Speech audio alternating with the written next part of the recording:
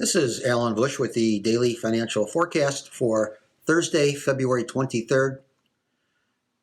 We did have the fourth quarter revised GDP coming in up 2.7%. That compares to the estimate of up 2.9%. And personal consumption expenditures increasing only 1.4% when a gain of 2% was anticipated.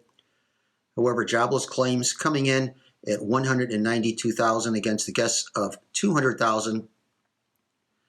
So now that we have the Fed minutes out of the way, those minutes were released yesterday, and they're the minutes from the February 1st Fed's policy meeting. They were anticipated to be maybe a little bit hawkish on balance, and that appears to be the case. But with that negative out of the way, I think we can see stock index futures rebounding. Currency markets seeing the dollar index over the last 5 days, for the most part, underperforming the news. Most of the news should have been supportive to the dollar index, and yet the dollar really not performing that well. It could be a sign that we may see some pressure near term in the dollar. And in the interest rate futures markets, some pressure as of late with the Fed becoming more hawkish.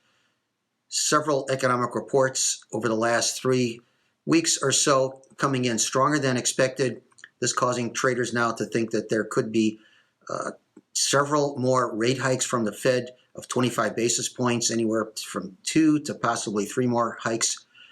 However, all we need is 1 or 2 major reports to come in on the weak side. And I think the Fed could revert back to their more dovish outlook, which I think will be the case going forward. But right now, markets are priced for perfection, indicating a more hawkish Fed and reports to come in stronger. Today, though, I think we can probably see further recovery with the Fed minutes out of the way, especially at the long end of the curve. So once again, remember, these are my opinions alone and are not the opinions of ADMIS or ADM.